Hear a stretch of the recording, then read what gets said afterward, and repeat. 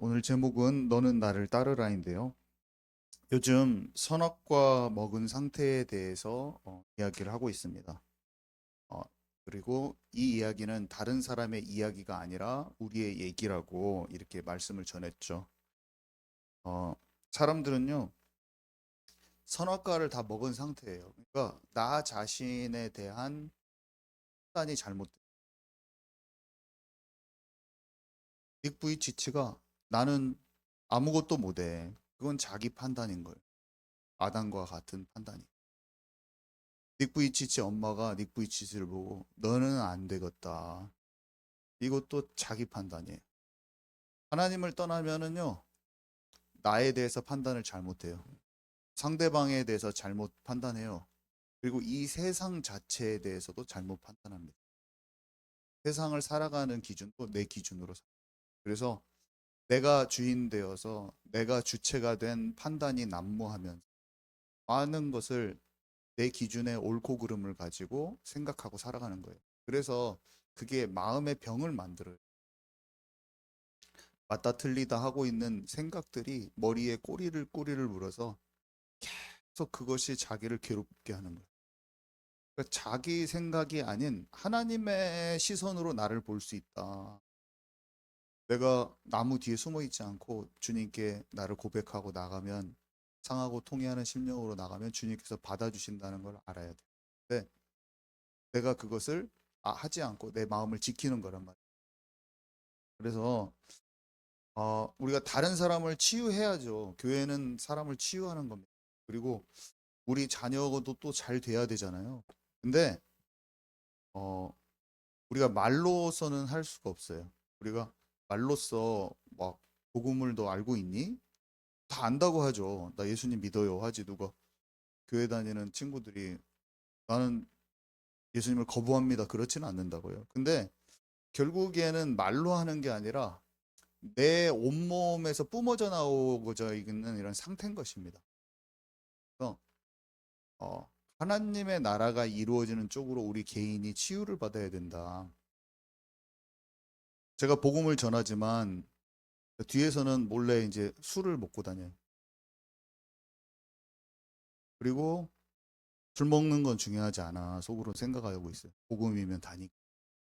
그리고 여러분 몰래 진짜 힘들 때는 담배 한 까치씩 탁 펴주는 거예요. 네. 힘들고 답답할 때는. 그리고 사실상은 아내하고 관계가 깨져 있어서 사실은 제가 불륜을 하고 있어.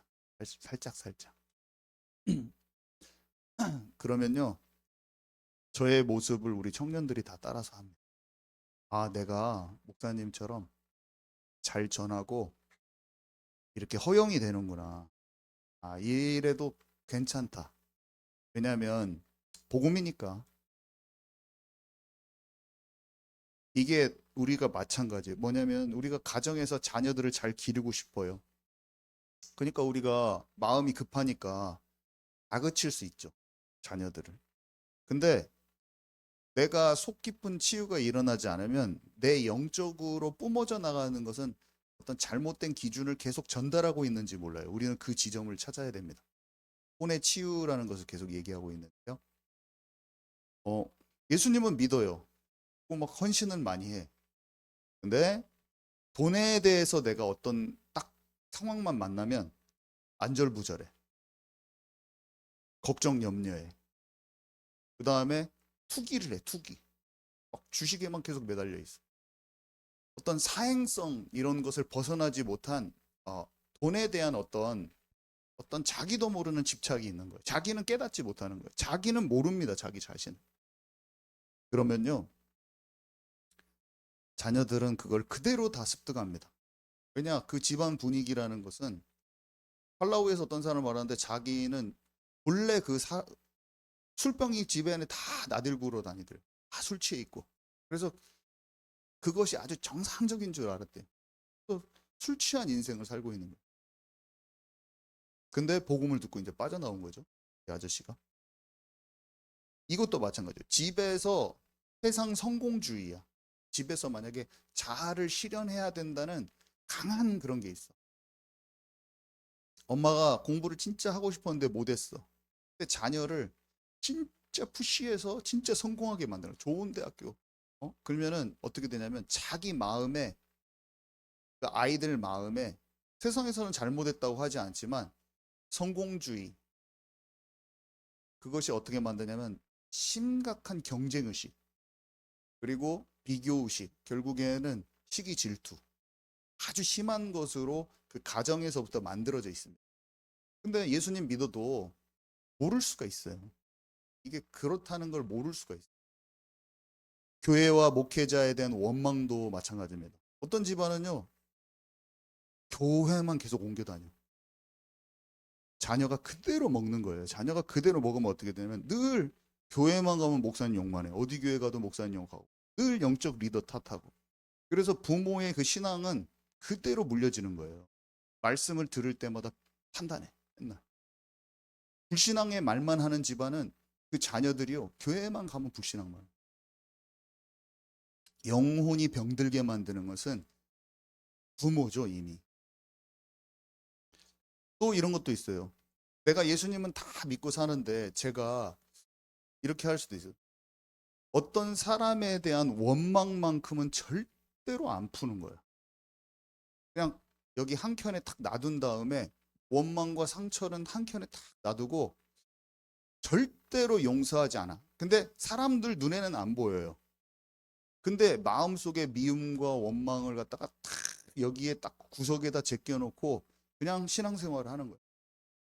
그러면요, 가까이 있는 가족들, 특히 자녀들은 다 압니다. 아, 예수를 믿어도 미움을 한켠에 안고 살아도 되는구나라는 결론을 내려요. 왜냐면 그게 어, 영적인 기준을 만들어줘 버리는 거예요. 그러니까 그걸 다 배우는 거예요. 제자들은 다 배웁니다. 그래서 얼마나 이게 중요하냐면 내 자신이 하나님의 말씀의 기준으로 계속 돌아가야 돼요. 진짜 그 올바른 방향이 설정돼서 치유받아져 가고 있으면 괜찮아요. 근데 그 기준 자체가 무너져 있다. 그거는 큰 문제입니다. 완벽한 게 중요한 게 아니라 방향이 정말 맞아야 돼. 그래서 우리에게 중요한 것은요, 말씀이고 뭐 우리 속을 진짜 만나야 되는 거예요. 지식이 아니에요. 지식이. 지식으로 들으면 어떻게 하냐면 그냥 예배가 계속 지나가. 그냥 사이클처럼. 사이클처럼. 내 영혼에 터치가 안 되고 사이클처럼 지나가는 거야. 그렇게 되면 안 돼요. 말씀이 내 영혼에 딱 물려져야 되는 거예요. 그리고 그 부분이 하나님 앞에 고백이 되져 버려요. 그러면은 자유하면 얼마나 시원한지. 막 울고불고 매달리면서 고백하는 게 아니라 그냥 말씀 들었는데 내 마음이 발견되면 팍 시원해지는 거예요. 막 회개한다고, 주여 내가 회개합니다 하고 거기를 갖고 있어. 다음에 가지고 내가 회개합니다 회개합니다. 시원치가 않아. 내 생각이 딱 전환되면 잃으면 잃으리라 딱 이렇게 잃어버려야겠다 딱 결단 내려버리면 편한 거예요. 속이. 자식 어떻게 해요? 자식 어떻게 해요? 또 다음날 또 와가지고 또 기도, 어떻게 해요? 우리 자식 어떻게 해요? 내 거 내가 내려놓지 못하고 내 거는 꽉 잡고 있으면서 기도를, 그게 고백 기도인 줄 알고 하는 거예요. 우리 자식을 어떻게 합니까? 주님 우리 자식 어떻게 해요? 잃으면 잃으리라고 주께 맡겨야 되는데 맡기는 결단은 안 하고 어떻게 해요 주여 주여 막 울는 거예요. 또 다음날 와가지고 어떻게 해요 주여 어떻게 해요 주여 오는 거예요. 또 다시 와가지고 어떻게 해요 주여. 이거는 이상한 기도예요. 전환되는 기도 속으로 들어가는 우리 모두가 되기 바랍니다.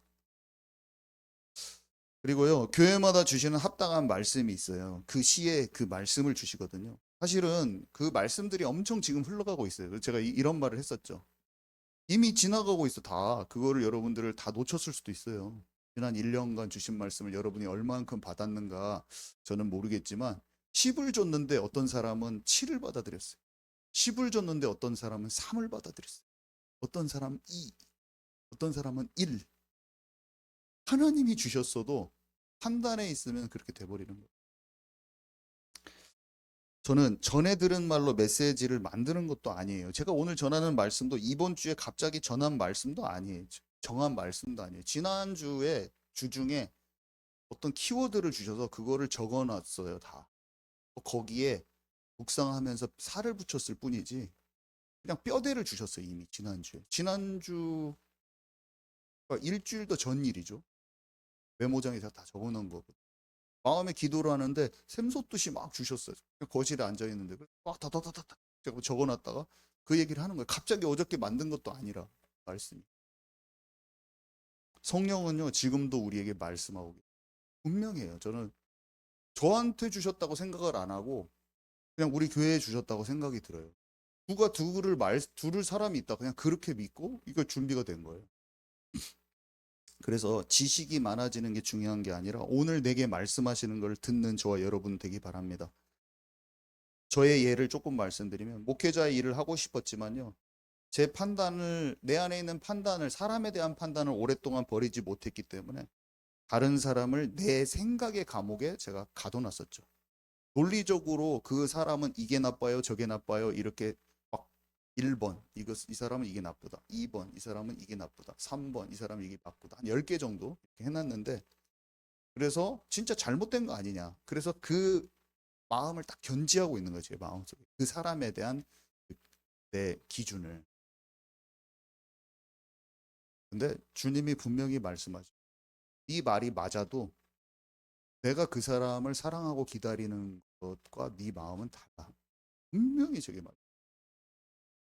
맞는 사실을 가졌는데 틀린 거예요. 마음 자세는 틀리는 거예요.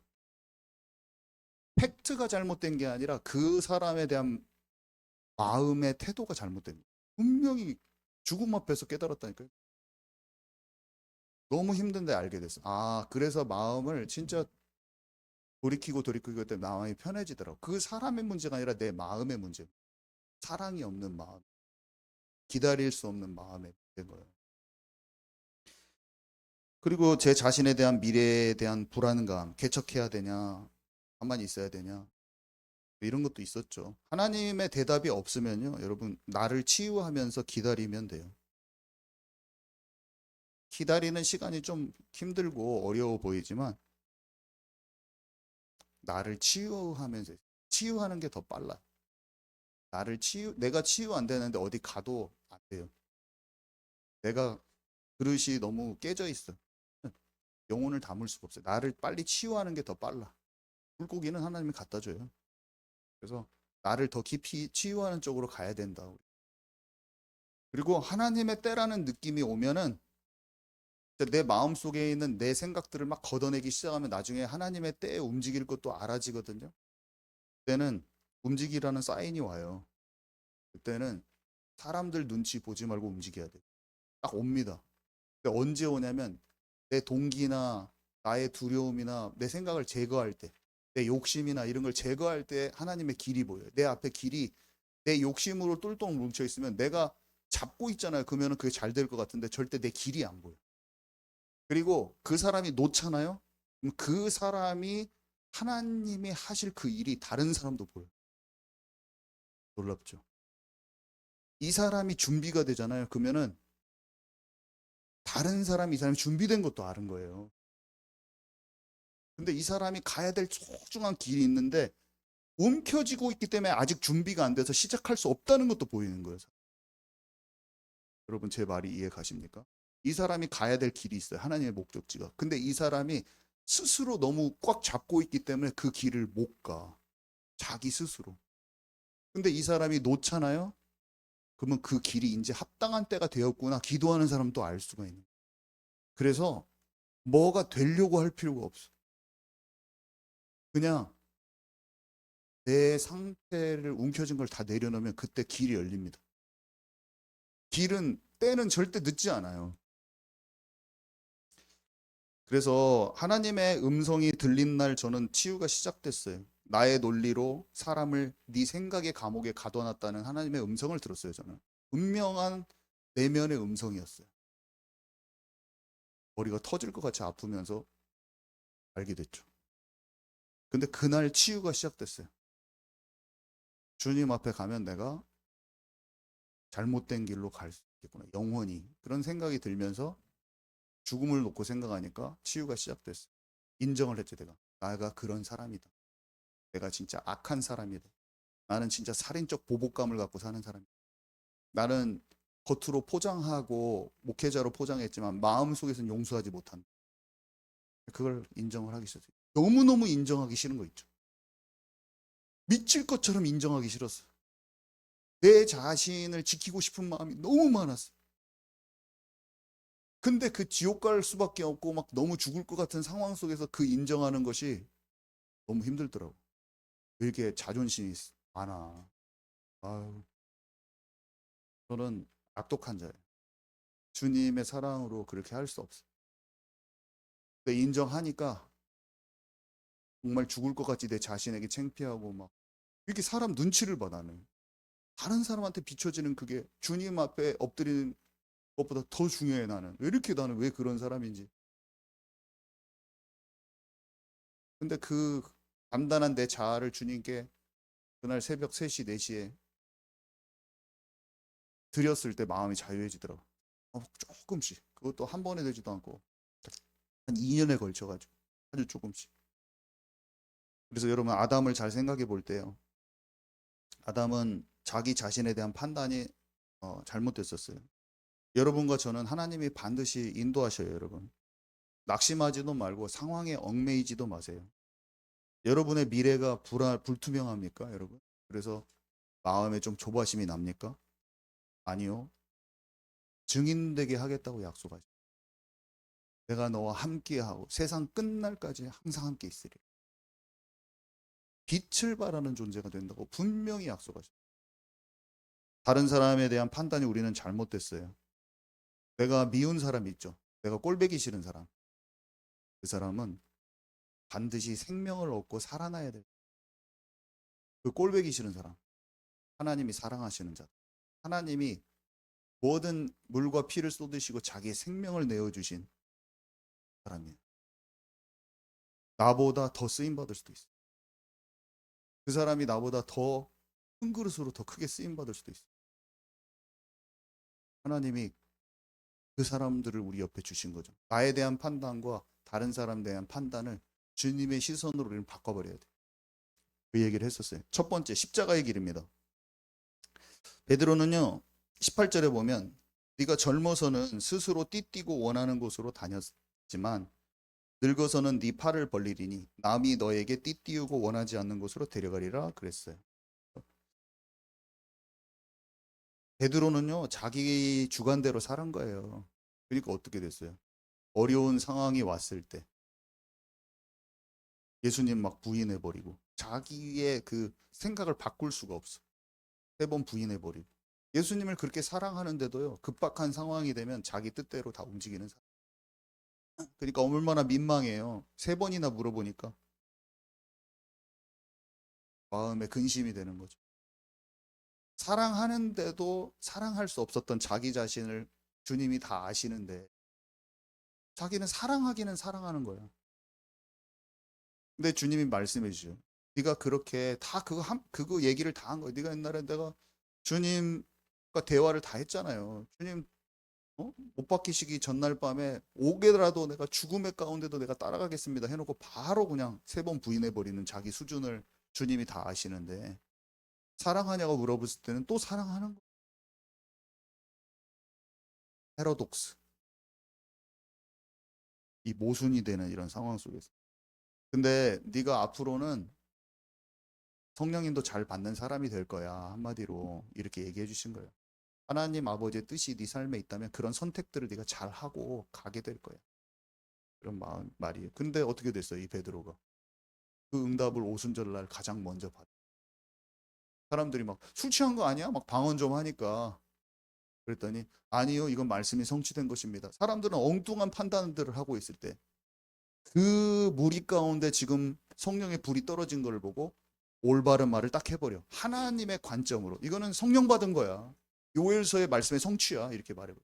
이거는 늘 사람들 그런 수준이야. 아니, 술 취했구만. 신앙적으로도 자기 판단 속에서 그냥 사람들 모습들이 내 판단으로 보고 잘했네 못했네 술 취했네 아유 저 방언 이거 저 추접 싫어 방언 이런 식으로 생각할 수도 있고 각자의 뭐 기준들이 있잖아요. 근데 그 안에 이게 성령의 역사라는 거를 볼 수 있는 시각이 딱 바뀌어진 것을 얘기한 거예요. 술 취한 게 아니다. 가장 먼저 얘기하잖아요. 베드로는요, 오순절날 성령 받고 나서 가장 먼저 특징이 뭐냐면, 옛날에는 자기 마음대로 했지만 그런 말과 행동이 성령 인도 받는다는 말은 상황을 하나님의 시선으로 본다는 말하고도 똑같은 거예요. 성령 인도를 받으려면 그 상황이 뭔지 영적 올바른 분별이 돼야 되는 거기 때문에 베드로가 거기에서 술 취한 게 아닙니다고 말한 그 말 하나 자체가 성령 인도받은 행동이라는 거예요, 여러분. 여러분 아멘이십니까? 다부터 달라지기 시작한 거예요. 고넬료가 찾아왔는데 고넬료 집에서 사람이 찾아왔는데 옛날 같았으면 저 로마 백부장 그런 사람들이 뭔 예수를 믿어 이렇게 생각했을 수도 있고 우리 민족 괴롭히는 우리 예수님 믿어도 일본 놈은 싫어하듯이 우리 우리 예수 믿어도 일본 사람이 일본 놈이잖아요. 그런 사람들은 끝까지. 근데 일본 놈들도 예수 믿어야 된다는 거예요. 똑같은 거나 그런 거랑 비슷한 거예요. 예수를 믿어도 일본 놈은 엄청 미워 맨날. 예요. 우리나라 사람한테 일본 놈 같은 그 로마 백부장이 고넬료가 진짜 구원받을 대상으로 보고 가니까 유대인들이 이해가 안 가는 거예요. 네가 이방인네 집에 왜 가? 일본 놈 나쁜 놈 새끼들 우리 옛날에 순사들이 막 우리 얼마나 남원 시골에 괴롭힌 줄 알아? 거기 가서 예수 생명을 전하러. 우리에게는 너무 당연한 일이지만 그런 사람들은요 사람의 삶의 이런 기준들이 엄청 많이 매여 있는 거예요. 그거는 책 밖에서 보니까 우리가 알지. 근데 우리도 많은 거예요. 그런 어떤 보는 시각들이 잘못된 시각들이 생명의 관점도 아니고 하나님의 관점도 아니고 우리의 기준에 매여서 그런 기준으로 사람들을 엄청 판단하고 잣대로 재가지고 이 사람은 좋은 사람 나쁜 사람 다 만들어 버리는 거예요. 아유 저는 더러운 애. 아유 저 사람은 비천한 사람.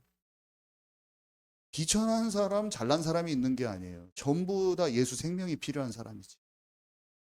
근데 우리 마음에서 의사와 변호사들은 막 깍듯이 대하고 여기 내가 봤을 때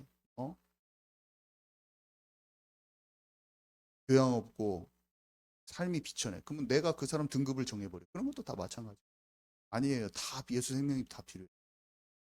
모든 사람이 하나님 필요한 거예요. 하나님의 사랑과 그 생명이. 예수님의 십자가의 길은요.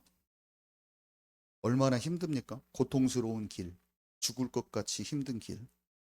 근데 예수님이 베드로에게 그 본을 보여주셔서 가장 가까이. 너무 힘든 길이야. 죽어야 되는 길이에요. 자기가 죽는 거를 말해줬죠. 베드로한테. 베드로는 잘 몰라요. 예수님이 하나님이 정해놓으신 인도받는 그 인생의 길을 베드로는 깨닫지 못해요. 아직. 근데 주님은요. 같이 기도하러 가자고도 하고 얘는 몰라요. 같이 나는 내 길을 가는데 몰라요. 저와 여러분이 제자를 세우고 자녀들을 세우고 먼저 가는데 자녀들이 아직 육신의 삶이라 여러분이 많은 선택과 결단을 내리는 어떤 성령 인도받아 가는 길을 자녀들도 모를 수도 있어요. 제자들도 모를 수도 있어요. 근데 베드로는 뭔가 봤어. 내 뜻대로 마옵시고 아버지의 뜻대로 하옵. 이 잔을 피하고 싶지만 육신으로서는 어렵기 때문에 피하고 싶지만 내 뜻대로 마옵시고 아버지 뜻대로 하옵소서. 근데 그 길이요. 아버지는 이해가 안 가. 요셉도 아버지는 이해가 안 가요. 요셉이 가는 길 몰라요. 자기는 그 길을 가는 거예요. 나중에 알죠. 길이 어떤 길이었는지 알아요. 근데 그 길이 죽음의 길 같잖아요. 우리 육신의 눈으로 봤을 때는. 그러니까 예수님 죽으면 안 됩니다. 그 길이 어려워 보이잖아. 안 좋아 보이잖아. 그러니까 자기의 육신의 좋은 생각이 예수님 죽으면 안 됩니다라고 말합니다. 근데 그 죽으면 안 되는 그 길이 모든 사람에게 생명의 길을 열어버리는 부활 생명의 길이라. 그러니까 베드로의 입장에서는 예수님이 그 생명의 길을 열어버리러 가는 만민에게 구원을 주는 생명의 길을 열어버리는 성령 인도받는 참된 길이라는 것을 모르는 거야. 육신적으로만 보고 너무 힘들고 괴롭구나. 육신의 사람인 거예요, 베드로가. 영의 사람인 흉내를 내고는 있지. 사도라는 이름도 받고 영의 사람이란 예수님 옆에 따라다니고 영의 사람이라는 흉내는 내고 있지만 아직은 자기가 스스로 띠띠우고 돌아다니는 사람이. 여러분, 지금 하나님께서 여러분에게 질문하고 계십니다.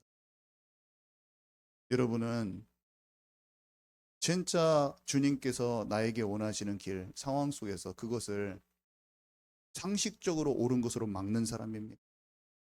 아니면 진짜 그 길이 하나님의 인도하시는 길인 것을 알고 기도할 수 있는 사람입니다. 베드로는요, 기도하러 예수님과 같이 갔지만 전혀 기도할 수 없었어요. 왜냐? 파악이 안 됐기 때문에. 겟세마네 동산에서 기도했을 때 기도도 잘 못하고 하고 잤지만 아예 몰랐어요.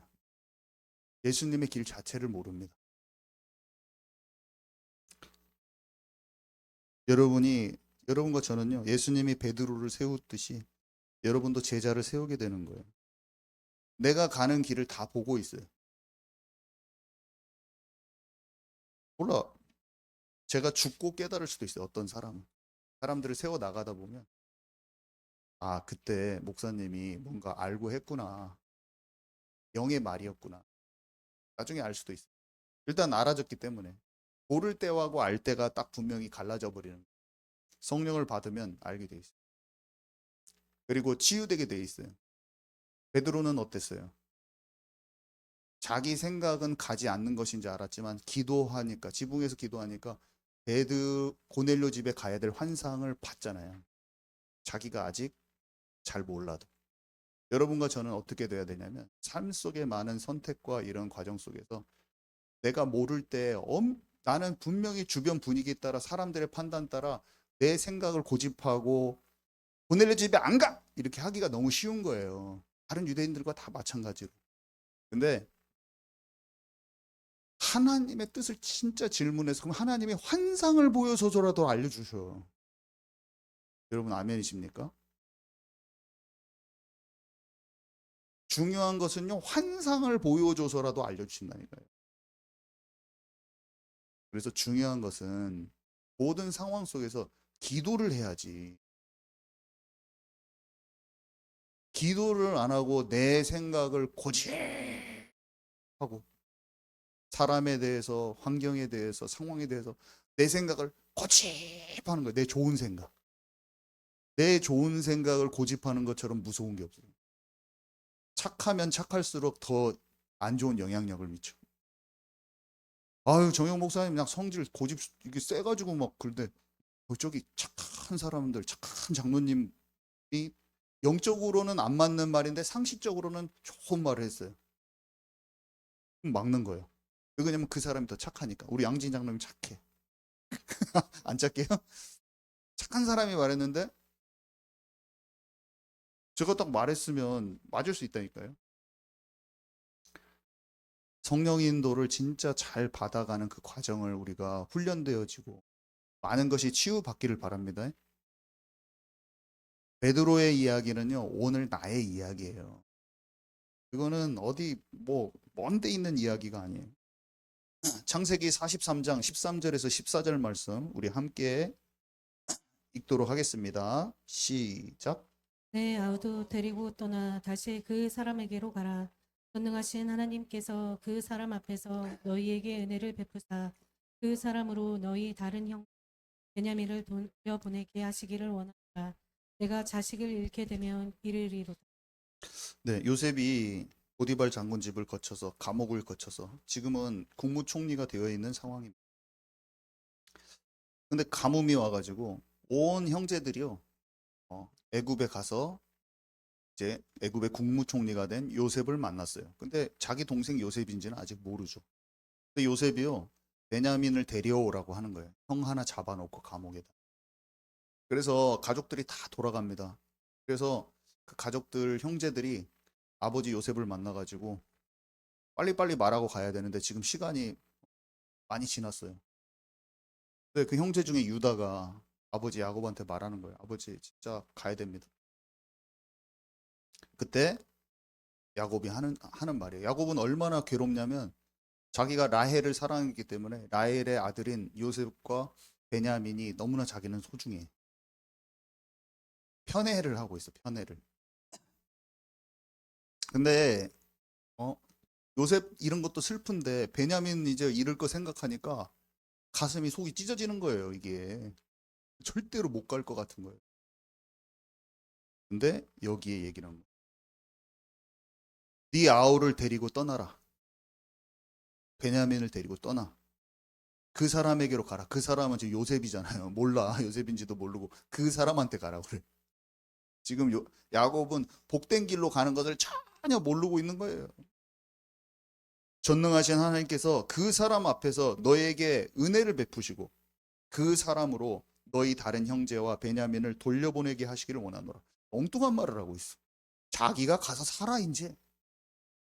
온 다른 형제와 베냐민을 돌려온다는 자기의 좋은 생각을 얘기하고 있어.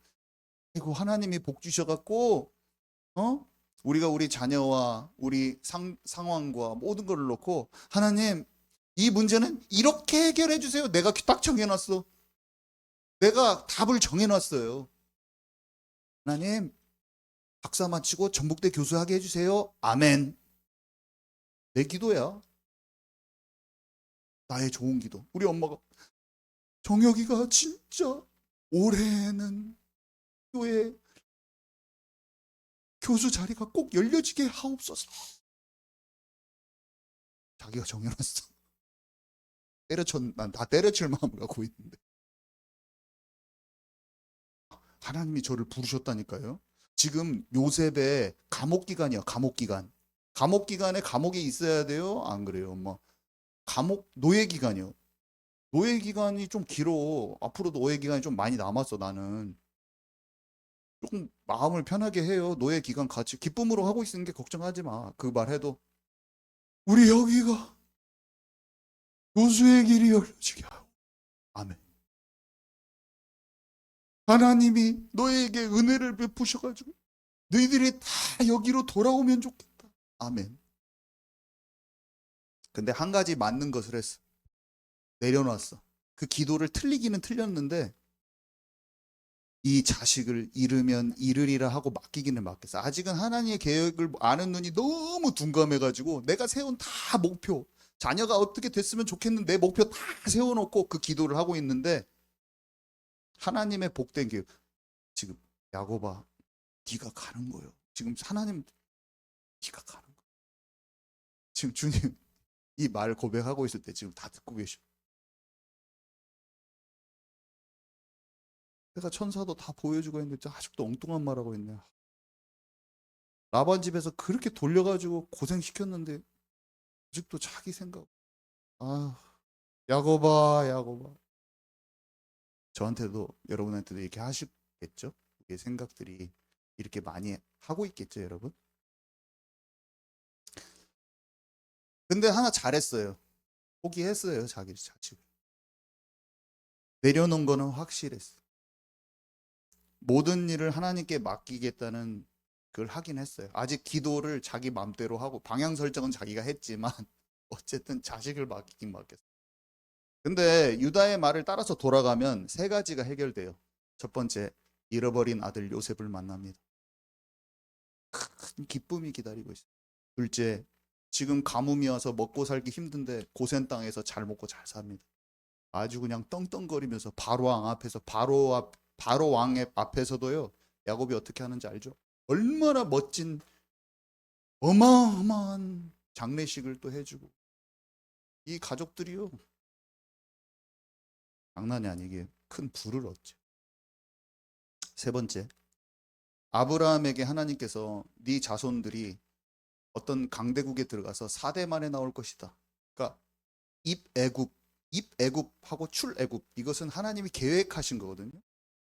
입애굽을 하는 하나님의 계획이 성취되는 그 키가 되는 사건. 입애굽을 해야지 출애굽을 하죠. 이거는 하나님이 아브라함에게 약속하신 언약이 성취되기 위한 이스라엘 백성의 그 과정으로 겪어야만 하는 하나님이 세우신 계획이 성취되는 길이에요. 하나님의 경륜이 성취되는 길이에요. 지금 그것을 놓고 야곱은 어떻게 생각하고 있습니까? 자기 생각 다 돌아온대 또. 아니야. 자식을 잃게 되면 잃으리라. 이 고백이 저와 여러분의 고백이 되기 바랍니다. 별로 되고 싶지 않은가 봐요. 이 고백이 저와 여러분의 고백이 되기 바랍니다. 시원하게 합시다. 고백이 중요한 거예요, 여러분. 막막한 상황 속에 나는 안 된다고 생각할 수 있어요, 여러분. 제가 박사를 그만뒀더니 일평생 제가 쫓던 일이었죠. 저는 이제 알았죠. 하나님이 나를 이끄시는 길이 있다는 걸 알았어요. 특히 가족들이 모르더라고. 가족들이 잘 몰랐어요. 하지만 저는 깨달았죠. 내가 봤을 때 이렇게 열악한 상황, 아무것도 안 하게 됐잖아. 아무것도 지금까지 해왔던 것을 다 그만두니까 어디로 가야 될지 아무것도 모르는 상황인데 기대감만 있더라고. 하나님이 나를 이끌어 가신다는 확신 속에 기대감이 생기더라고. 근데 그 마음을 사람들은 다 모르는 것 같았어요. 자, 그래서 두 번째, 조급하지 말고 영적으로 준비하면서 기다리라. 이것은요, 우리가 응답이 없는 것 같을 때가 있잖아요. 그때 조급하지 말고 영적으로 준비하면서 기다려야 돼요. 저는 친구들은 정말 저의 대학교 친구들은 저한테 말도 잘 못 걸었어요. 저랑 친한 친구는 밥을 저를 사주러 와서 이중본에서 밥을 먹는데 밥 먹고 끝날 때까지 저한테 한마디도 말 안 걸더라고. 어떻게 말을 해야 될지 모르겠나 봐. 왜냐면 처음 만날 때부터 노랑이 마티즈 막 털털털털 하는 걸 제가 끌고 갔어요. 그 친구는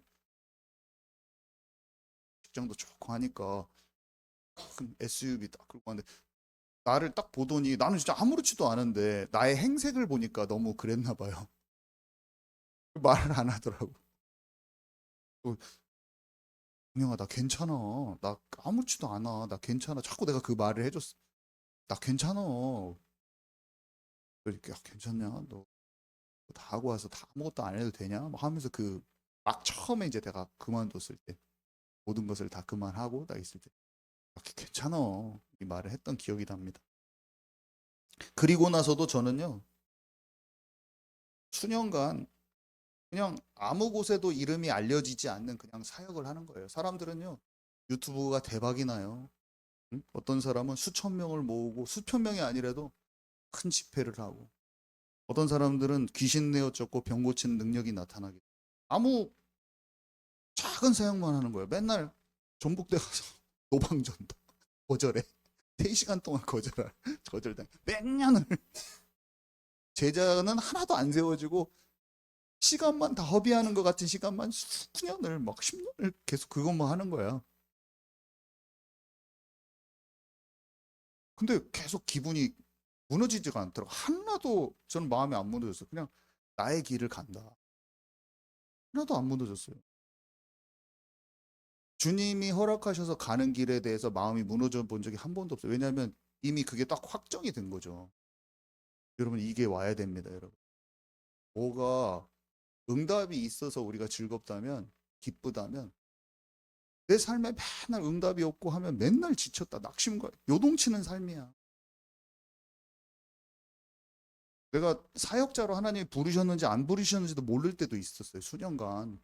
그러면 오늘 내가 진짜 박사하고 다 이런 거 했었는데 다 그만두고 돈도 하나도 없어. 마이너스 통장에 계속. 근데 하나님이 부르시고 기다리라고 하는 그 기간을 굉장히 오랫동안 지낸 거예요. 그냥 아무 응답도 없이. 응답이란 개념이 어떤 게 없어. 저는 카메라 빨도 안 타. 사람들은 막 뭐가 막 되고 아무것도 없는 거예요. 여러분, 응답이 뭡니까? 응답이. 그냥 내가 착 치유되고 있는 거예요. 지금 조금씩. 하나님의 마음을 전북대 현장에서 그냥 만나는 거예요. 매번 계속 조금씩. 무슨 대박이 나려고 예수님을 믿는 건 아니에요. 나의 삶의 현장의 어떤 사역의 열매가 크지 않을 수도 있어요. 다윗은요, 왕이 될 것이라는 말을 받았어요. 우리도 희망이 있죠. 하나님이 나를 어떻게 사용하실 거야. 왕이 될 거야. 국무총리가 될 거야. 뭐 목회로서 막 성공할 거야. 하지만 왕궁에서 불러서 갔다 와도 다시 왕궁에다가 연락 안 했어요. 그냥 목동으로 돌아갔다고 그랬어요. 그냥 자기의 위치에서 나에게 맡겨진 그 일을 하나님과 함께 성실히 했어요. 양 한 마리도 잃지 않는 중심. 저는 하나님이 허락하지 않으셔서 대단한 사역이 없어도 그냥 꾸준히 할 겁니다. 그냥 하나님이 나에 대해서 나를 큰 사역자로 안 만들어 주셔도 그냥 그걸 꾸준히 할 거예요. 그만큼을. 여러분, 무엇이 응답입니까? 어렵고 힘들고 아무것도 없는데 불안하지 않고 이길 힘을 하나님이 주시는 거예요. 계속. 자, 그래서 우리는 어느 날 하나님이 골리앗 앞에 보내셔요. 그리고 나서도 또 어려움이 올 수도 있어요. 그래서 여러분과 저는 시원케 하는 자가 돼야 돼요. 우리는 직장 현장이나 내가 속한 곳에서 원망불평할 이런 정체성을 가진 자는 이제 더 이상 아니에요. 노예 생활과 감옥 생활은요, 불합리한 것 투성이에요. 근데 그 마음에 형통케 되고 요셉이요, 시원케 하는 상태. 그거는 하나님이 함께 하신 걸 진짜 믿는 그 참된 응답을 아는 사람만 가능한 일입니다. 그래서 불합리한 상황은 반드시 와요. 어려운 상황도 오고 앞으로도 다 와요. 그렇지만 그곳에서 남들을 나보다 더 낫게 여기고 시원케 하는 자로 서 있기 바랍니다. 하나님이 다 인도하실 겁니다. 사울왕이 좀 괴롭혀도 놔두세요. 어느 날 사울왕이 패해지는 때가 옵니다. 내가 안 죽여도 돼요. 사람들은요 다 사울왕처럼 자기 자리를 지키게 돼 있어요. 하나님이 없는 사람들, 자기 자리를 지키고 기득권을 유지하려고. 그리고 나보다 누가 더 잘 되는 게 싫어. 그게 세상의 원리입니다. 약육강식. 사울왕은요 몰랐어요. 뭘 몰랐어요? 예수님은요 어떻게 했어요? 자기보다 더 잘할 수 있게 해줬어요. 나와 같은 일, 나보다 더 큰 일도 하리라. 제자들을요 자기보다 청출어람 할 수 있게 해줬어요. 다른 사람이 잘할 수 있도록 세워줘야 돼요, 여러분. 근데 기득권을 지키는 것을 계속 세상에 물들어서 나도 모르게 할 수도 있다니까요, 여러분과 제가. 그 세상 방식으로 할 수 있어요. 언제든지 실수할 수 있어요. 사울왕은요 다윗을 향한 하나님의 계획을 눈치챘어요. 이거 하나님이 함께 하시면서 뭔가 할 수 있구나 알았는데 인정하기 싫었어요. 마음속 깊은 곳에서 뭔가 그게 자기한테 오래된 그런 틀로 잡아져 있는 거죠. 이 어린 놈이 감히 그것을 해? 네가 골리앗을 꺾었어? 내가 왕으로 지금 몇 년간 있었는데 네가 골리앗을 꺾었다고? 사람들이 다윗은 만만이요 사울은 천천히요. 머리가 딱 돌아버리는 거예요. 머리가 돌아버리는 거예요. 아니 다윗을 이렇게 칭찬해줘? 지금 이게 눈 돌아가는 거지. 막 감히 내 자리를 넘봐? 뒤집어져 버리는 거예요. 세상에선 다 속이 뒤집어집니다. 근데 예수님만 버리버리한 베드로가 네가 나보다 더 큰 일을 할 거야. 부인하고 있는데 예수님 네가 나보다 앞으로 더 큰 일을 할 수 있어. 전혀 생뚱맞은 말이야. 그런 싹수가 안 보여 베드로한테. 네가 나보다 더 큰 일을 할 거야. 그리고 그렇게 되기를 나는 원한다. 다윗은요 잘못된 권위자를 자신의 손으로 죽이지 않아요. 여러분 이 교회도요 하나님이 인도하실 거예요. 여러분 제가 담임 목사가 잘못하면 기다려요. 여러분 기다리세요. 망할 것 같이 막 흔들려도 한번 기다려 보세요. 하나님이 늦지 않게 다윗을 세우실 거예요. 교회를 하나님께서 붙드시고 인도하실 때 늦지 않게 하나님 하실 거예요. 제가 사울왕 같이 돼 있으면 패해질 날을 기다리세요. 하나님이 거듭하실. 그렇지만 담임 목사가 정직하게 계속 있으면 난 열매 없는 것 같아요. 하나님이 그 하실 일을 다 하실 거라는 믿음도 가지세요. 아멘이십니까? 사람들이 아무리 판단하고 배신하고 떠나도 하나님이 그 하실 일을 하실 거예요. 정직한 영을 새롭게 하옵소서. 이런 고백으로만 우리가 같이 있으면 하나님이 하실 일은 안 무너져요. 절대로. 그래서 여러분과 제가 어떤 일이건 하나님의 앞에 가져와 회개해야 돼요. 상하고 통회하는 심령으로. 자존심 탁 버리고. 우리가 완고함을 만날 수 있어요. 우리 안에. 완고함을 만나는 사람은 은혜로다. 안 만나져서 문제예요. 완고함을 만난 사람은 괜찮아요. 자신을 지키지 말고 올바른 고백을 하면 돼요. 그러면 합리화하고 피해서 문제지. 완고한 점은 다 있어요. 모든 사람이. 이 사람은 완고 안 하고 저 사람은 완고하고 그런 게 아니라 완고한 것은 다 있어요. 다 있다고 보면 돼요. 그러면 하나님의 말씀에 100% 맞는 사람이란 건 없거든. 다 치유하는 과정 속에 다 있기 때문에 전부 다 있어요. 근데 부드러운 사람, 어린아이 같은 자가 되라고 그랬잖아요. 그게 키죠. 주님이 말씀하신. 합리화하고 자꾸 피하고 나는 안 그래. 내가 그런 사람이야? 내가 그런 나쁜 사람이라고? 나는 안 그래. 이렇게 하는 그런 스타일이 있는데 그런 스타일은 완고한 사람이에요. 내가 그렇게 안 좋은 사람이라고요? 나를 뭘로 보고 그래요? 나는 원래 그런 사람이 아니라 착하고 선한 좋은 사람이야. 이런 사람은 어린아이 같은 마음이 아니야. 어른이야. 어른. 내가 뭐를 잘못했다고 영적으로 내가 잘하는데 그 사람은 합리화. 자, 세 번째. 다른 사람과 비교할 필요 없는 길이 있어요. 그래서 여호와께서 다윗과 함식케 하심으로 다윗은 점점 강성해 갔다. 욕심내서 사람만 많이 모으는 것이 답이 아니다라고 제가 써놨는데 저는 사람들을 막 모으려고 했고 그런 시도를 많이 했던 사람이 제가 이 말을 써놔서 참 부끄럽지만 제가 그런 사람이에요. 근데 계속 사람들을 만나고 전도도 해보고 하니까 내 욕심이더라고. 내 욕심이. 우리 교회만의 그런 길과 그런 스텝이 있는 것입니다. 교회는 스텝이 있어요. 갑자기 막 붙여준다고 해서 이게 감당도 안 돼요. 하나님이 때에 맞게 양은 하나님이 보내줘요. 우리가 전도 막 하는 것 같죠? 교회 뭐 간증 같은 거 들고 전도도 막 열심히 해보고 노력을 쏟아요. 기도도 하고. 네, 다 하나같이 새롭게 하소서 있는데 들어보세요. 목사님들 하나님이 보내줘. 말합니다. 우리가 방법으로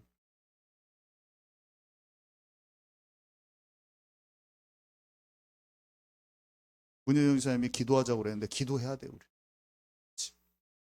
그 명단 혜준이가 만들다 만 거. 그냥 사람들 명단 넣고 진짜 마음에 담고 하나님께 기도하는 거. 모세가 이스라엘 백성들 기도합니다. 자기 이름이 생명책에 지워져도 이 사람들 살려달라고 기도. 우리에게 마음이 하나님 우리가 그 사람들을 품을 수 있는 마음을 달라고 하고 우리 안에 생명을 생명으로 영적인 생명을 볼 수 있는 눈이 더 가득하도록 기도하면서 자꾸 기도하는 게 더 중요해요. 사람을 살리고 보내주시는 분은 하나님이신 것을 다시 한번 기억하시기 바랍니다. 미국의 대형 교회들이 그 사람들을 자기들만의 방식으로 모으는 방법이 있어요. 특히 큰 교회들은. 근데 사람들을 기쁘게 하고 즐겁게 하는 엔터테인먼트 이게 진짜 엄청 발달을 했어요. 마케팅 기법도 발달하고. 근데 최근에 이제 보니까 세계 교회의 모습을 보여주는데 통통 비는 거야. 세계.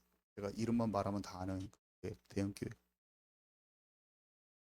그러면서 그 글을 쓴 블로거가 뭐라고 써놨냐면 저는 이제 그 교회를 안 가봤으니까 그 영상만 보고 진짜인지는 모르겠어요. 뭐 세계 교회라니까 그 중에 한 대라도 많이 비었겠죠. 네? 그 사람이 써놓은 맥락이 그래요. 사람을 즐겁게 해주고 기쁘게 해주는 엔터테인먼트는 결국은 사람의 실제로 심령을 변화시키지 못하기 때문에 사람이 결국에는 흩어진다. 이렇게 써놨더라고요. 저는 그 말에 공감이 됐어요. 왜 그러냐면 진짜 내 자신이 치유되지 않으면 사람한테 전달할 수 없다는 것도 알고 많은 사람을 모으기도 해봤는데 떠나더라고요. 이렇게. 하나님이 붙여주신 사람은 소수여도 안 떨어져 나가고 붙어 있고 그런 것을 봤습니다. 너무나 우리가 의지적으로 하려고 하면 그것들이 결국에는 전도하다 보면 전도를 하고 있는데 내가 치유됐어. 전도의 치유가 되더라고 내가. 전도할 수 있는 사람으로 자꾸 바뀌어갔어. 그 치유가 일어났지. 전도를 시도했더니 제가 많이 치유되더라고 조금씩. 그래서요 정말 살아나야 할 사람들이 있죠. 세임교회 와서 치유받았으면 하는 이들도 있고 근데 그것도 내 마음대로 하면 안 되고 다 내 욕심이에요. 아직 준비 안 된 사람은 막 어지럽힐 수도 있어요. 나는 막 이렇게 막 불러가지고 이렇게 하고 싶은데.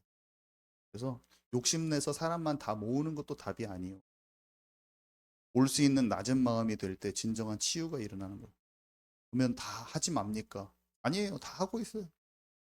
지금 충분히 다 하고 있어요. 밖에 영생고에서도 사람 모으고요. 우리는 지속해서 할 거예요. 수련회 같은 것도 다 해서 다 초대할 거예요. 안 하지 않아요. 지금 다 활발하게 되고. 지금 충분히 잘하고 있다는 거예요. 하나님은요. 아나니아와 삽비라를 죽게 할 만큼 교회를 정결시키셨어요. 아나니아와 삽비라가 분위기를 살짝 이렇게 안 좋은 방향으로 이끌어 갔거든요. 그러니까 죽게 할 만큼 정결케 하셨는데 마귀는요 교회를 자꾸 흔들어요. 이런저런 모양으로. 하나님은요 중요한 때에 분위기가 마귀에게 넘어가는 것을 그냥 두지 않으셔요. 우리는 진정한 치유를 받는 그 걸음을 가야 돼요. 우리의 자아가 철저히 죽는 그 타이밍이 오고 그 다음에 부흥이 올 거예요. 그래서 사람들 마음속에 진짜 생명의 양식을 공급하는 쪽에 집중해야 돼요. 여러분 말씀 사역을 우리가 해야 된다 이런 말을 하잖아요. 사람이 살아나는 것은 말씀 사역이 풍성해질 때 일어납니다. 바울이 가서 사도행전에 보면은 다 내용이 뭐냐면 집에 들어가고 회당에 들어가고 그 시장 저자 유대인의 회당 사람을 모아서 말씀을 증거했어요. 여러분 삶에 말씀 사역이 주중에 일어나기를 놓고 기도하시기 바랍니다. 여러분들이 지금 해야 될 것은 한 명을 만나서 내 자신이 말씀 사역자로 세워지는 거예요. 우리 교회는 이 방향으로 지금 하고 있어요. 다른 방법으로는 사람이 살아나지 않아요. 거기에 그러면 사람이 안 오는데요? 내가 준비 안 돼서 그렇지 사람은 하나님이 보내주셔요. 여러분. 얼마 안 됩니다.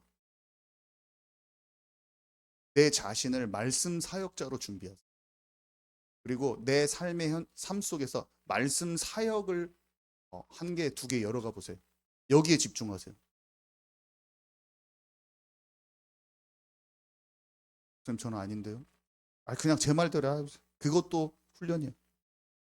뭐 악한 거 시키는 것도 아니고 제가 뭐 가가지고 시장에서 뭐 팔아오십시오 시키는 것도 아니고 그냥 이거 해보세요. 그냥 제 말대로 해보세요. 이 정도로 못 따라와서 뭘 해요 우리. 그냥 기도하면서 그것을 마음에 담고 해보는 거예요 하나씩. 다른 것으로는 안 살려. 저는 사도행전에 하나님이 너희는 가서 제자를 삼어라. 복음을 전하고 그대로 가서 말씀 사역을 했어요. 그래서 우리는 집에서나 성전에서나 예수가 그리스도라고 가르치기와 전파하기를 쉬지 않았던 걸로 할 겁니다. 그래서 생명의 양식을 주는 것은 처음에는 티가 안 나는 것 같아요. 그렇지만 사람을 변화시키는 것은 영의 양식이에요, 사실은. 하나님의 말씀만 사람을 변화시켜요. 저는 제가 영국에 얼마나 이런 사람들 잘 도와주는 커뮤니티 역할을 하는 교회가 많은지 아세요? 애들을 진짜 많이 모읍니다. 왜냐면 유학생들을 다 도와주니까. 마약판이야. 정말이에요. 술판이에요. 걔네들이 한 명도 제자로 세우지 않아요. 전체가 다 무너져 있어요. 저는 결심의 결심. 나는 그 종교적인 그런 커뮤니티 교회는 절대로 안 할 것이다. 왜냐면 도와주고 뭔가 모임 만들어주고 하니 거기에 절대 안 살아납니다. 언젠가는 뭔가 영적으로 영향받으면서 하지. 그냥 작은 거라도 작은 말씀 사역을 해야 돼. 저는 많은 교회가 그렇게 무너지는 것을 봤어요. 예수님의 옆에 있던 무리들은 떠났죠. 주님의 말씀이 이렇게 어려운데 누가 알아들을 수 있겠어 하면서 다 떠났습니다. 많은 사람들이 여러분이 말씀 사역을 해도 비난할 수도 있어요. 떡 좀 줘. 기적을 보여줘. 말씀은 너무 어렵기만 하잖아. 다 그 이후로 예수를 떠나서 사람들이 그 옆에 있지 않더라. 베드로에게요, 예수님이 말씀하신 거예요. 여기 보니까 베드로가 돌이켜 20절에 예수께서 사랑하시는 그 제자를 따르는 것을 보니 그는 만찬석에서 예수 품에 의지하여 주님을 파는 자가 누구오니까 묻던 자더라. 사도 요한은요, 예수님한테 거의 품에 누워 있으면서 엄청 예수님이 사랑하시던 제자였어요. 자기 자신을 남사스럽게도 주님께 사랑받는 제자라고 계속 써놨어요. 자기가 사랑 많이 받는다는 거죠. 근데 베드로의 관심은요, 아직도 관점이 이교의식에서 못 벗어났어. 자기를 향한 하나님의 계획을 뚜벅뚜벅 걸어가면 되는데 아직도 옆에 사역자가 뭔가 인도받는 것에 지금 관심이 많아. 초점이 자꾸 옆에 있는 사람이 뭐가 잘 되냐 안 되냐가 지금 초점이야. 우리의 모습이죠, 여러분. 저와 여러분의 모습입니까, 여러분? 저는 이런 모습이 진짜 정말 저를 꽉 잡고 있어요. 항상 그랬어요. 여기서 벗어나지 못해. 그러니까 낱낱이 저의 행적을 여기서는 말고 개인적으로 말씀드리고 싶어요. 영국에서도 항상 그런 태도였어요.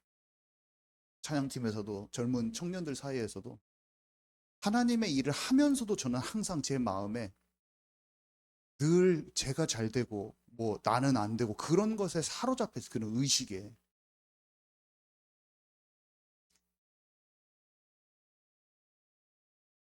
근데 주님을 제가 진짜 만났다고 저희 뭐 다른 사람들한테 말했을 때 그때는 뭐가 발견됐냐? 그게 다 치유되는 게 아니라 아, 이게 진짜 이런 모습이라는 걸 아는 거예요. 속는 거구나. 그 전에는요, 예수님을 믿으면서도 그 자체가 그 진짜 깊은 어둠 속에서 속는 상태라는 걸 제가 인정도 안 되고 몰랐어요, 제 자신을. 근데 처절하게 내가 그 상황이구나라는 거를 알았어요. 하나님 저에게 오순절이 있게 하옵소서. 성령의 충만함을 얻고 치유가 본격적으로 시작됐던 베드로의 그 삶이 나의 것이 되게 하옵소서. 제가 그 기도했다니까.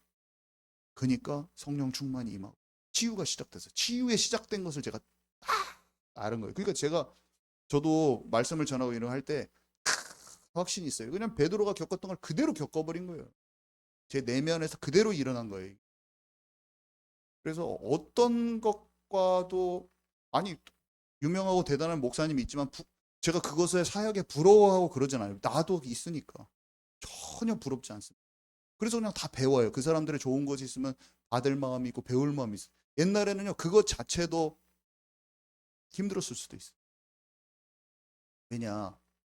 내가 그냥 주님을 만났기 때문에. 이제는 사도 요한같이 멋지게 책을 쓰고 계시록을 하는 사람이 있지만 어떤 사람은 그냥 막 베드로처럼 막 말하고 들어가고 막 현장파도 있고 막 다 다른 거예요. 사도 요한은 현장파가 좀 아니잖아요. 베드로보다. 글을 쓰고 또 한 거죠. 조곤조곤. 스타일이 다른 거죠, 다. 베드로는 지금 그 사도 요한의 길이 부러운 거야. 뭔가 주님의 인도받는 것 같고 막 예수님 품에 안겨 있고 막 예수님 베드로도 사랑해요. 여러분 아멘이십니까? 요한은 요한의 길대로 가는 것이고 베드로의 길은요. 베드로의 길대로 멋있어요. 그 사람의 기질과 성향대로 또 쓰임 받는 거야. 아주 멋지게. 십자가에 거꾸로 못 박혀보려면. 십자가에 거꾸로 못 박혀주고 있어. 요한은요, 뜨거운 기름 가마에 튀겨보려고 넣었는데 살아남았다고 전승에 나오잖아요. 그래서 반모섬으로. 그렇게 해서 살아남은 사람은 안 죽이고 또 유배시켰잖아요.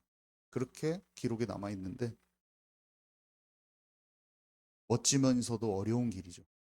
순교의 길이 얼마나. 사실 이 사람도 완전히 처참하게 죽고 나도 처참하게 죽는다는 것을 이미 알면 좀 부러워하지 않을 수도 있겠다. 너무 주님 사랑해서 저 사람이 하나님의 응답받을 것 같아서 부러웠는데, 저 사람도 순교당하고 나도 순교당. 여러분, 순교가 기쁨으로 갈 수 있습니까? 그냥 질문해 보는 거예요. 결론입니다. 그냥 자신을 포장하지 말고 나의 연약함을 직면하고 나의 어려운 상황도 직면해야 돼요. 피하지 말아야 돼요. 나를 지키면 안 돼요. 나를 지키는 사람은요, 어려운 거 이거 괜찮아. 안 괜찮으면서 괜찮아. 어려운데 그렇기도 하고. 또 자기가 자기 방법을 써. 자기 좋은 방법을 끝까지. 주님이 힌트를 좀 주려고 해도, 아니, 내 생각에는 이게 좋은 길이야. 딱 끝까지 자기가. 다윗은요, 자기 자신을 포장하지 않아요. 솔직하게 하나님 앞에 부르짖어요. 하나님의 뜻을 질문해요. 나아만 장군은 어떻게 해요? 치부가 드러나는 것을 두려워하지 않아요. 상하고 통회하는 심령으로 나아가. 그래서 내 안에 나를 직면해서 그것을 만나야 돼요, 여러분. 제가 많은 이게 사람들도 보고 제 자신도 봤을 때 그것을 피하기가 쉽더라. 합리화하거나 외면하기도 쉽고. 그러면 이 말씀 전하는 게 아까도 말했듯이 그냥 돌아가는 거야, 사이클이. 말씀은 전해졌는데 나는 못 만나고 왕고집인데 다음 주에 또 왕고집으로 와. 푹 깨져가지고 금이 가가지고 축축축축 깨져버려야 되는데, 왕고집 상태, 말씀은 들어왔는데 다 튕겨져 나가고, 왕고집 상태, 말씀 들어왔는데 다 튕겨져 나가고, 왕고집 상태. 그러면 얼굴부터 얼굴에도 나옵니다, 여러분. 마음이, 속이 시원한 사람은 마음이, 얼굴이 평안하고, 아무리 내가 나 괜찮아 괜찮아 해도 속에서 해결되지 않으면 얼굴이 짐이 있어요. 사람들이 봤을 때 왜 이렇게 힘들어? 그 지점을 해결해 버려야 돼. 그 지점을 해결하면 다른 사람이 필요 없어. 이 교회에서도 다 말씀 나가고 있어요, 여러분. 여기서도 그냥 다 해결할 수 있어요. 그 사람이, 나를 지키는 사람이 다른 데 가면 해결될 것 같아요? 절대 안 그래요. 내 있는 자리에서 그냥 만날 수 있어요. 자, 그래서 서로의 죄를 고백하고 병 낫기를 간구하라고 했어요. 피아노를 쳐주려면 한번 쭉 쳐주세요. 살짝. 결론에 들어왔을 때는 아주 낮게, 아주 작게 쳐주시면 돼요.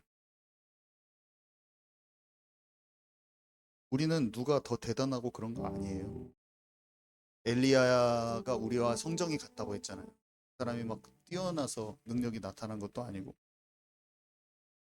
우리가 죄를 고백하고 병 낫기를 간구하라. 그 말은 뭡니까? 솔직해지라는 거예요, 서로 간에. 그냥 내가 완고한 지점에 죄를 고백하기가 쉽지가 않잖아요. 하나님과 어긋난 부분을 서로 그냥 내놓는 거예요. 그게 참 힘들거든요. 그러니까 포럼하는데 가식적으로 포럼하고 다 감추고, 내 안에 깊은 것들은 감추고 그냥 포럼할 수도 있고. 근데 서로 내놓고 같이 기도해도 해주고, 병낫기를 간구하라. 어떻게 간구해요? 같이 기도도 하고, 주님 내가 이런 게 완고합니다.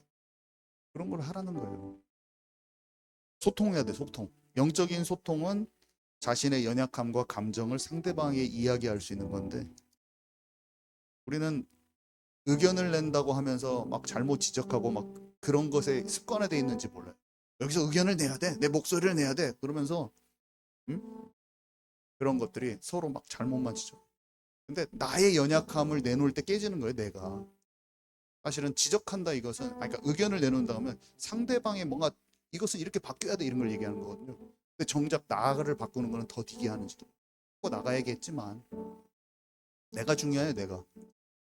내가 단단함의 완고함의 그 완고집의 사이클을 무너뜨려야 돼요.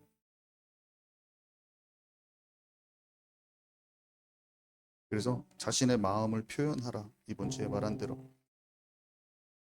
옳고 그르다 맞다 틀리다 의견 좋지만 일단은 나를 직면하여 나의 연약함과 나의 죄성을 서로 고백하고 나의 상처받은 부분 많잖아요. 우리 삶에 감정에 어려운 부분도 있고 그런 것을 꼭 눌러있지 말고 나의 연약한 것도 말도 하고 자신을 지키지 않는 거죠. 자존심만 피우고 마음을 표현하면요 서로의 영혼을 나눌 수 있게 돼요. 그렇게 마음을 표현하면. 근데 교회에서는 성령 안에서 하나 된다는 것은 서로의 마음을 부드럽게 표현하고 화내서 표현하거나 정죄하면서 표현하는 게 아니라 연약한 마음도 내게 올라오는 그런 감정적인 것도 같이 기도하고 표현하고 그러다 보면 영혼의 그런 나눔이 됩니다. 근데 우리에게는 이게 아주 더 깊이 되어져야 되는지도 몰라요. 우리가 교회가 되지만 서로 영혼의 나눔, 연약함의 나눔, 감정에 서투는 어떤 것들에 대한 표현들이 더 풍성해져야 되는지도 몰라요. 그래서 일단은 이 작은 수가 하나님 안에서 그것들을 정죄감이 아니라 부끄러워하는 게 아니라 분노로 막 내 짜증나는 것을 막 말하는 그런 의견이 아니라 연약함과 내 감정의 마음 아픈 부분과 이런 것들을 내놓는 거예요. 마음이 아프면 말할 수 있는 거예요. 이런 진실된 표현을 가둬놓으면 관계는 깨어지게 돼 있습니다. 분노와 비난 대신에 기도 속에서 우리의 마음을 서로 표현하고 속상한데 아무렇지 않게 하는 것은 거짓이잖아요. 잘 기도 속에 사는 거예요. 이거를. 그러면 한 단계 더 큰 치유의 그릇이 된다. 우리 기도 함께 해주시겠습니다.